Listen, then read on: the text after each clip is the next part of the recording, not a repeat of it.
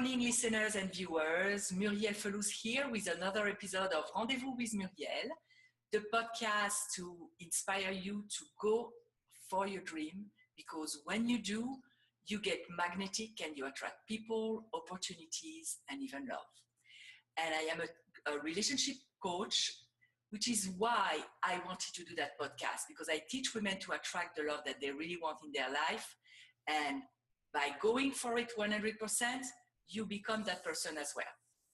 Today, I have the pleasure to interview Jill Branson, and I know her personally. I've met her many, many times. She's a lovely lady.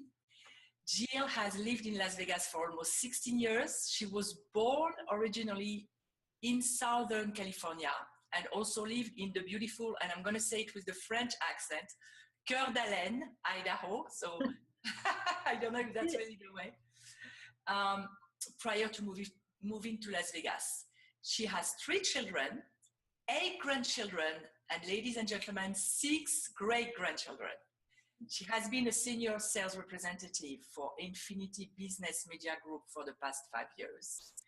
She is also a great connector, a serious networker, who is well known in the community and has a passion for helping people with their branding and learning the art of networking etiquette. So good morning, Jill. How are you? Good morning. Wonderful. Great.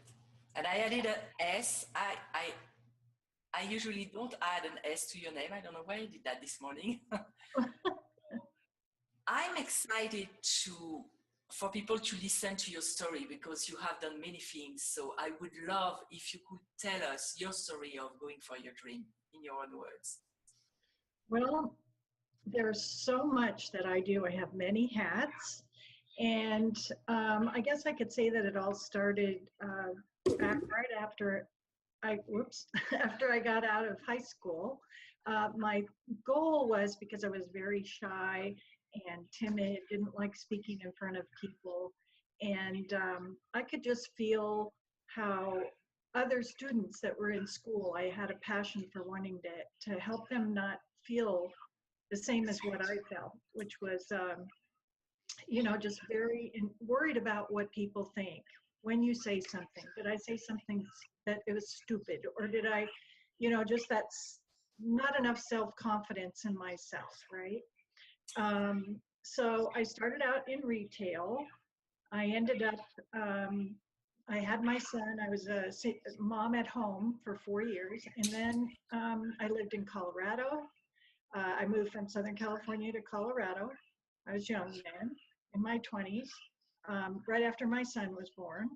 And when I got there, I kind of did my hippie days. Did a lot of, searching and learning and just being a new mom, that kind of thing. Living there was a whole different story than being in the city. So I was kind of learning a lot about myself then as well. We moved from there after about 7 years, and then I moved to Idaho. Well, my sister lived there with her 5 children. And I went right into, this is after I had already started working for a doctor's office, and I was trained by him to do just about everything that you could possibly imagine, because we were 2 hours away from a hospital. This is just the tip of the iceberg. But anyway, I ended up getting divorced, and my husband and I, we married 22 years ago, and we opened a restaurant. So here's a new adventure right there.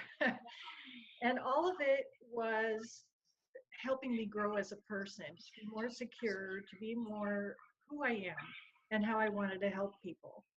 So pretty soon, then I was golfing, and I was a president of the 9-hole group with 60 women.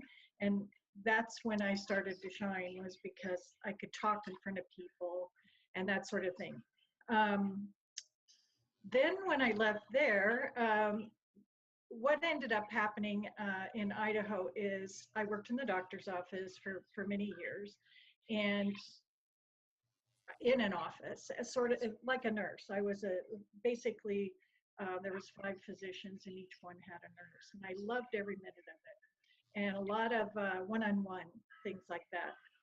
Well, what ended up happening is after we got married, I left there and we bought the restaurant. And then from the restaurant, we built a Chevron gas station with a with a restaurant in it. So The- then that was another thing I had never done before, right? So left from there, went to be a flight attendant because my best friend became a flight attendant, and that was not she said, experience. "Oh, this is you. You need to be doing this." So I ended up going to training, becoming a flight attendant. I did that for 10 years. We had sold our restaurant. Um, and during that 10 years, now there's another place where you definitely learn patience and you learn how to, people skills on top of what I already knew, and my passion for helping people. Because when you're on the plane, you're meeting a lot of people. Somebody just lost a loved one, or somebody's getting married, or we bring the military back from Afghanistan, things like that. It was all such an experience, and you do have the opportunity to help people. Well, after I retired, I was doing a jewelry line that was a multi-level marketing company. I did it for 5 years and I quit doing that. And I started networking in March of 2011 because I had retired after 10 years with um, the airlines. And that's another adventure. Um, I ended up, as I was networking, pretty soon I'm building my network, I'm building relationships, I'm learning the proper way of doing it. I started working for Tony Ferreira and his wife Dawn with A&D Designs, and we sell printing and we have magazines, we publish, we do logo, web design. Well, all that, I had always sworn I would never be a salesperson, right? So here's another thing I did that I wasn't expecting. So all these things have brought me to where I am today, which is a connector. And I love what I do with Infinity. I've been with them almost 5 years now and watched it grow like crazy. We have networking groups, 2, 3 networking groups, and the excitement of we just are going to have an office and very shortly we'll have an office with a showroom and we'll be able to do some of the networking and things like that. So I'm doing now what I really love. I never thought I would be someone to be in front of people, and now I have to tell people, please tell me when to be quiet because once I start talking, it's hard to be quiet because the wheels start turning. And as we know, when we're excited about something, we want to share it And and go for share hours. it for hours. That's right. And so basically where it's led to now is not only are we going to have an office and all of that, but now I'm getting ready to do a live stream TV show on WCOBM. So I'm really excited. That's going to be with Missy Day, who is just an awesome person. And I'm so thrilled to be able to work with her. And it's going to be called 50 Shades of Blonde. And I love that. Which is It's such perfect. a great title. And so it's going to be a new adventure because there will be still some learning and some fun. I know that you said you wanted it to be not too serious, very fun. So that's going to be pleasurable to watch. What I noticed, because I attend some of your networking groups, is that I haven't seen that anywhere else in any other networking groups, is that you insist that there is an etiquette in networking and there are that you do and things that you don't. Could you elaborate a little bit, because it's I think it's crucial for people to know that. Well, I think what it is more than anything else, again, we're excited when we first start out. And if you have not been out networking, you assume that what you do is you say, hi, hello, how are you? Shake hands, introduce your name, your name and what you do, what company you're with, and then you immediately want to hand them a business card. Yes. That's one of the last things that you want to do, because networking is about building relationships. People want to, as we've heard before, they want to know, like, and trust you. And if you're just somebody that walks up and hands them a business card, they don't know you. They have no idea, anything about your personal being, so to speak. Um, and they've already met probably 5 people that do the same thing as you. Now, what's going to happen is they're going to want to give business to the people they already know. So that's why you just basically, when you're networking, the bottom line is serving others. Because when you serve others, it comes right back to you. It's no Yes. different than in life. In life, when you meet someone and you just really like them and you want to do something to help them, immediately you form a bond and that person trusts you. So that's one of my biggest tips of all is, and if you're nervous and you're an introvert, bring a friend, even if they're not in their own entrepreneurship or their whatever it is. Just bring a friend so that you can go and you can converse with people and not feel uncomfortable. And if they're more gregarious than you, let them make the conversation first, and then kind of lead into introducing you, and it'll just change everything. Um, I think more than anything, I'm just passionate about wanting them to not feel again the way I felt when I started. Yeah. And I always compare networking to dating because it's really the same thing. You need Exactly. to be very aware of who you have in front of you because you don't want to network with everyone and anyone. Some Right. people, I don't want them in my circles. And respect who you are too. Keep your personality. You don't have to be anyone else that you're not. Because I know when I first started, so you were talking about giving your business card, that's what I've always heard. And I was so intimidated because when somebody does something like this to me and I don't know them, it's almost the energy is aggressive and I don't like it. So I don't want to be doing that to other people. But you are a source of great information as far as networking. That's why, and Infinity, because I've joined Infinity, is a very welcoming community. It's more than a networking group. It's really like a community where you feel welcomed. And it takes away the fear of, I need to network and do business, because it's really about building connections, personal connections. So about, I just wanted to come back to your radio show because I'm very excited about it and it's something new in the community. Is it going to be something where you interview people, or is it going to be more people are going to come tell your story, or it's going to develop and take a life of its own? Well, first thing we want to do, it's going to be a live TV streaming. So it'll be a live show, and then obviously it'll go on YouTube, it'll go on websites, it'll be spread everywhere.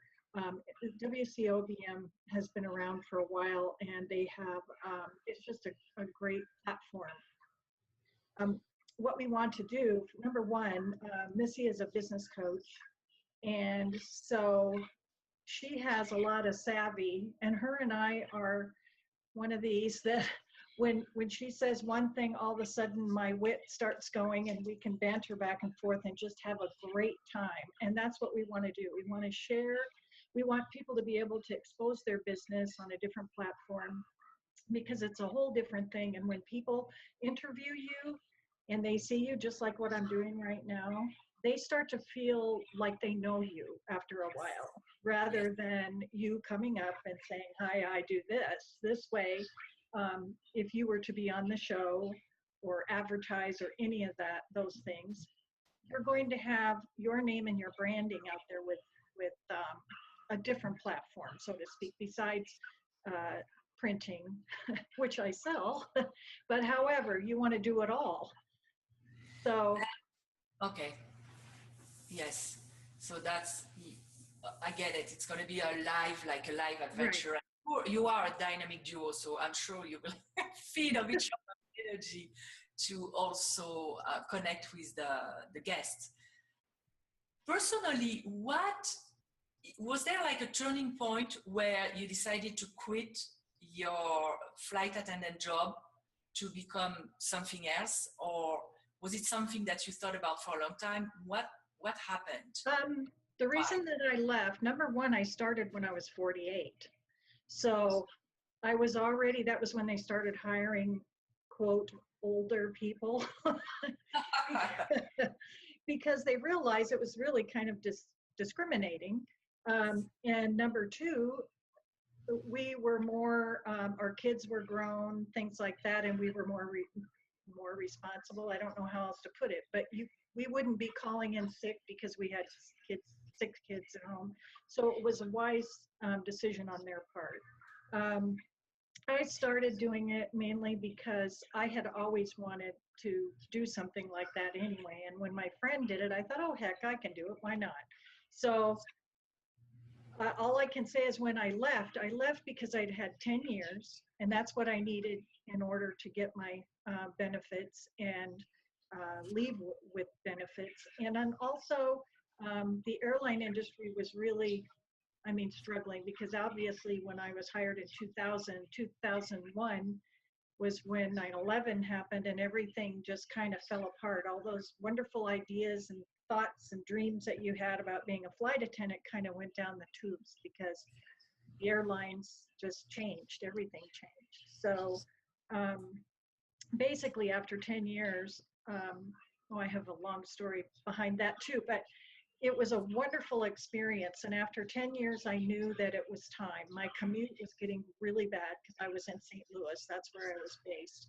And at first, I just had a nonstop to fly in and out to go to work. And then it got to be where I was having to go through different cities to get home. And it was taking a full day to get home. It wasn't worth it. And had I been 20 years younger, I'd probably still be flying. But Yeah. that's all right. This is what I was meant to do now. I'm very happy with where I am today. What do you think are the lessons or the assets that you've learned? Because you had an experience that is there is variety in your experience. You've been a restaurant owner, you had a gas station, you were a flight attendant, you worked with a doctor. What do you think are the main assets that you took from every single experience that brought you here today that make you so good at what you're doing as far as networking and helping people with this? Oops, I keep bumping my mic. Well, that's a very good question. I would have to say that with each experience that I had, I grew, and each thing helped me evolve into the next step that I needed to go in my life to get to where I am now. And I'm very, I can adapt anywhere. So it doesn't matter what job I'm in, what I'm doing. If I have a passion for it, I go for it. If it's something new and exciting and I go, that might be interesting, I try it because it's worth the experience. And you're doing what you want to do. You're not doing what other people want you to do. And I think that's the bottom line is learning that with each thing you do. And you were lucky enough, it seems that everything that you did, you had a passion for at the time That's that right. you were. So it's probably based on your opinion, it's a prerequisite to be successful in something is to have a passion for it, even if you started. Well, with everything I've done, I've worked with people. And obviously I have a passion for helping people. So being in the medical field, being in retail, you're helping people. Even though, you see those people that are behind the counter at the department store, whatever, they're not just there to run the and put your money through the cash register or whatever. They're also there to help you and serve you. Yes. And so all these different things that I've done have been serving people because you take pride, and that's how I was taught. My parents were very, very adamant about taking pride in whatever you do. Even when it's tough and it's hard and there's things that you don't like, you just keep doing it. Because you're building yourself as a person and you take that with you. And not only for that, it's so much more pleasurable when you can have a perception that serves you and serves the other person as well. Because ultimately, all serve each other. If the plumber is coming to repair my shower, it's service. Yep. It's all about service. So that's really your main focus in your networking group today, what you're doing for people to serve them. Yes, and I would have to say too, and I want to say this before we run out of time, that on our show, the 50 Shades of Blonde, our bottom line is to get people there that want to tell their story. We want to hear just like me, what I just did, how I got to where they are, so that you know and you can feel a personal, somehow something personal about that person. It's not all business. And we're going to make it fun.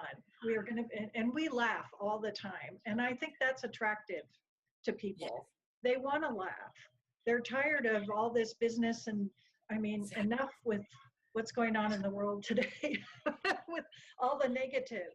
They want to hear happy things and how people got to where they are and how do they get happy? What is it that they do? So that's our goal.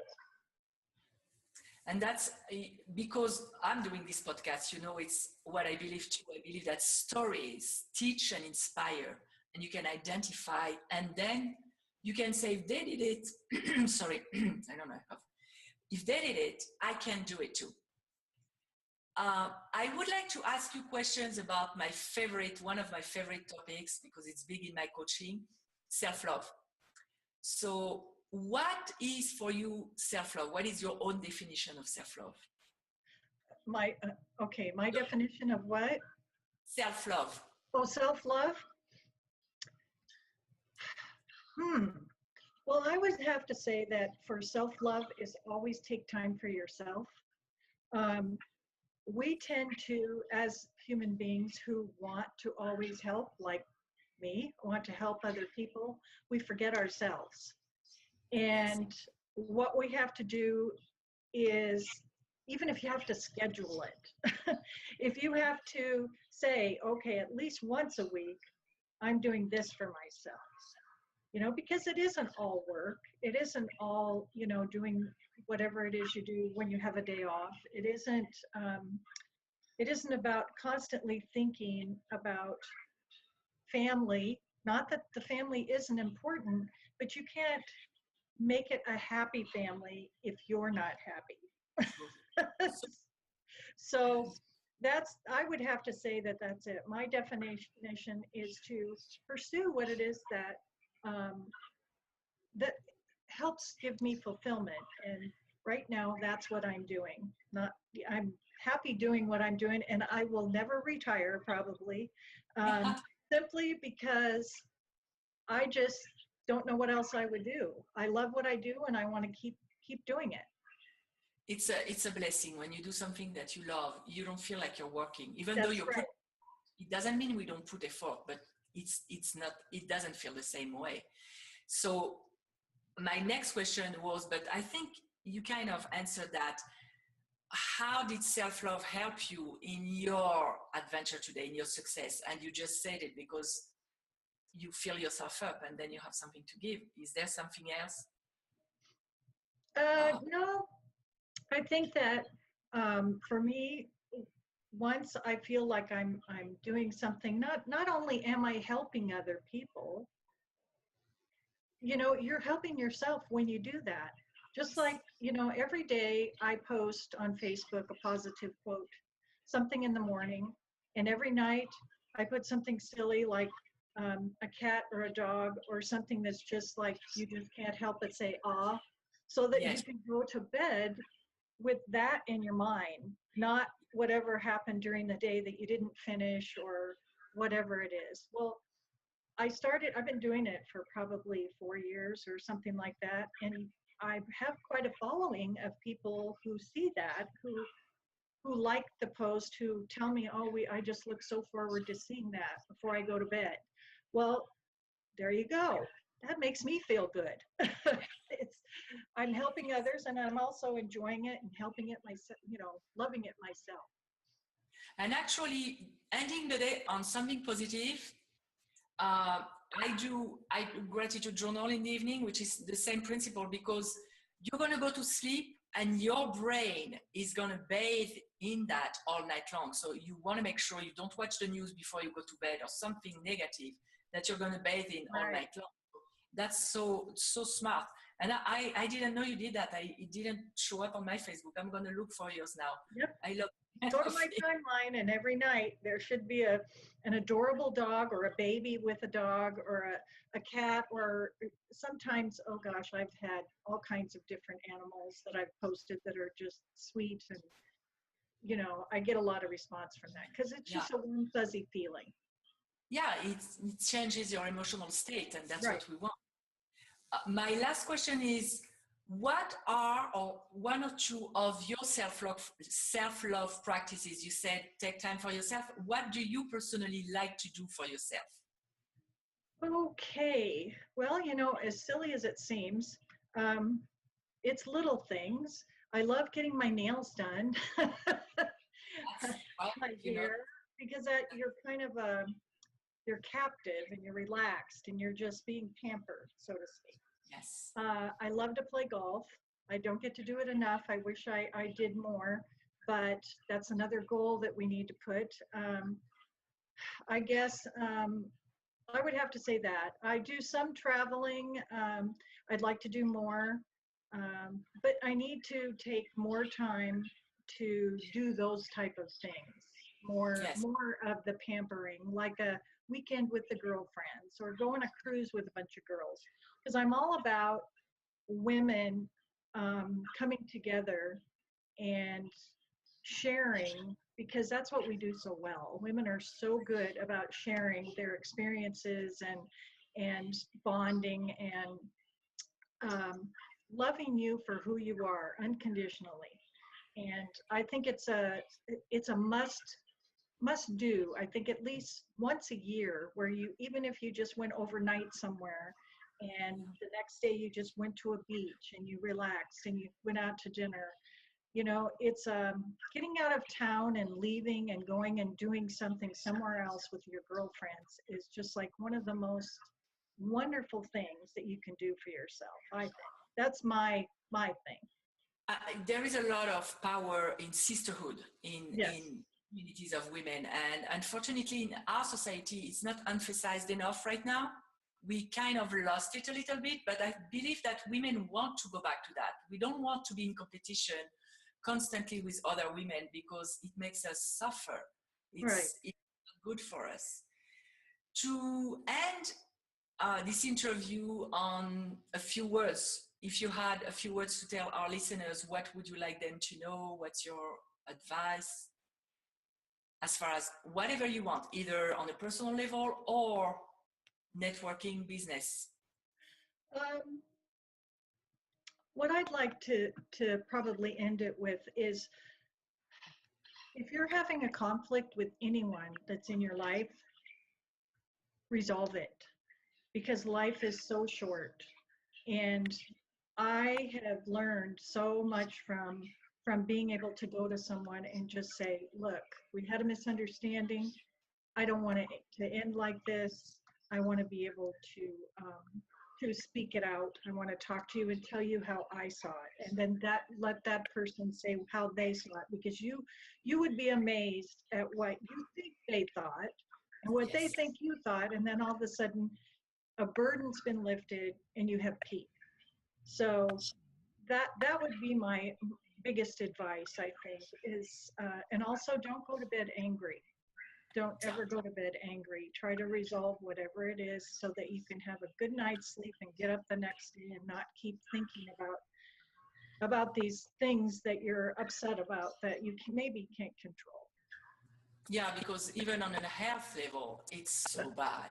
It is extremely detrimental to the body.